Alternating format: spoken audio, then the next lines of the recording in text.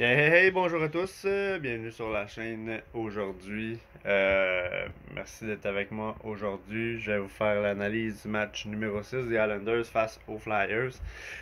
Pour ceux qui me suivent, désolé si la vidéo est arrivée un petit peu plus tard que prévu. Je travaille de nuit, alors c'est sûr que le lendemain je dors.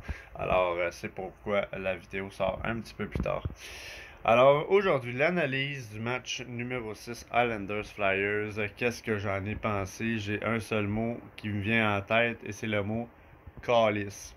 J'ai de la misère à concevoir vraiment que les Islanders ont laissé passer une avance de 3-1 dans une série et ont laissé les Flyers revenir dans la série 3-3 pour nous apporter au match numéro 7.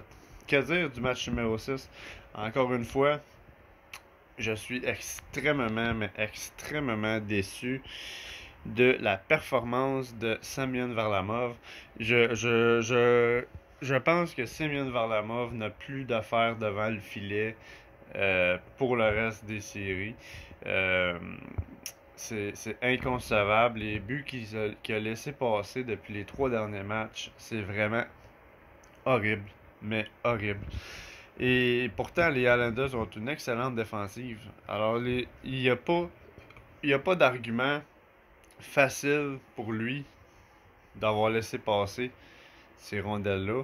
C'est ridicule. Les 2 premiers buts du match numéro 6 d'hier, c'était des tirs très faciles à arrêter. Il n'y avait pas aucune raison pour Varlamov que ces rondelles-là passent. Aucune raison. Oui, ça peut arriver. T'échappes un but, oui, c'est normal, c'est du hockey. On voit ça souvent, c'est des buts isolés, mais ce genre de but-là, non. Il y a de quoi qui marche pas avec Semyon Varlamov et malheureusement, c'est ce qui est en train de causer la perte de l'équipe. Puisque l'équipe joue du hockey de rattrapage depuis les 3 derniers matchs. Et depuis les 3 derniers matchs, les Islanders font tout ce qui est en leur pouvoir pour revenir dans le match et ils réussissent. C'est ça le plus bel exploit, c'est qu'ils réussissent. Et les joueurs clés des Islanders font des buts. Hier, match numéro 6, nous avons vu des buts de Anders Lee, de Brock Nelson, de Derek Brassard, même Matt Barzal qui est revenu de sa blessure et qui étant dans le match numéro 6 a fait un but, une passe. Non, je pense que c'est un but, 2 passes même dans ce match-là qui est extrêmement performant, des belles performances. Mais encore une fois, le problème, c'est les filets. Le plus gros problème chez les Islanders présentement, c'est les filets. Semyon Varlamov ne fait pas partie du cadre de focus des séries. C'est plate, mais j'ai l'impression que lui il est déjà chez eux en train de penser à ce qu'il va faire pendant ses vacances. Les gars veulent une Coupe Stanley, les gars sont là pour se rendre en finale. J'ai l'impression qu'ils ne focusent pas là-dessus et qu'ils ne se concentrent pas pour ses coéquipiers. Pour le match numéro 7, c'est il faut absolument, et je vous en prie, mais il faut absolument que Barry Trotz prenne la meilleure des décisions et qu'il mette Thomas Grech dans les buts pour le match numéro 7.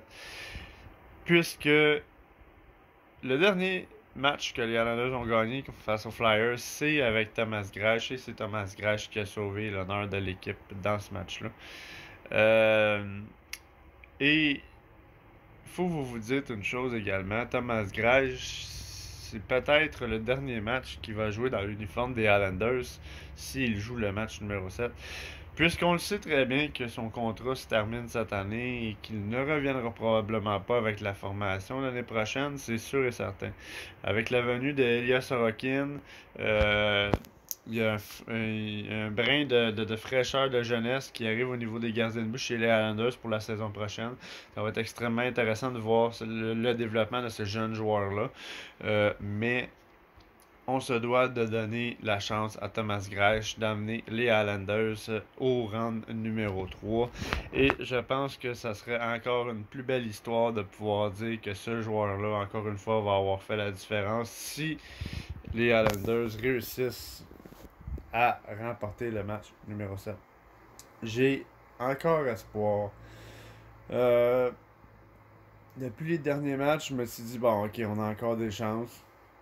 On en a perdu une. Ah, on en a perdu une deuxième. Ah, c'est pas si grave que ça. Mais là, c'est 3 matchs en ligne qu'on perd en prolongation par défaite frustrante de but facile.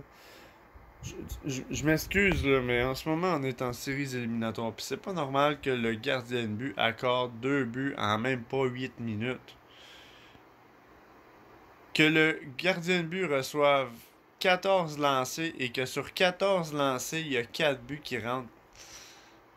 J'ai de la misère à percevoir ça. Il y a un manque, là. Vraiment, là. Il y a un manque, là. Parce qu'au niveau offensif, les Islanders sont très performants. Puis on le voit, là. Ils sont capables de revenir de l'arrière. C'est une bonne équipe offensive.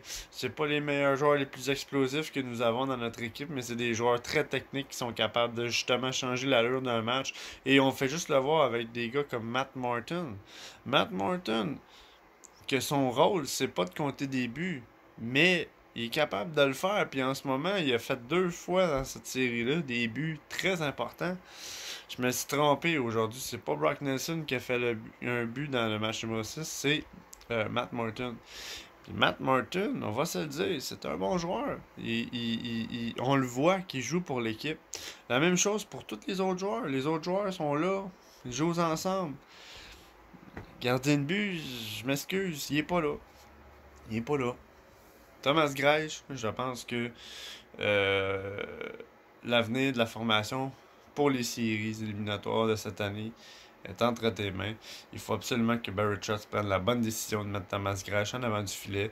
Parce que Varlamov, je m'excuse, n'a pas les reins pour être en avant du filet des Islanders sans séries éliminatoires. Et on le voit présentement.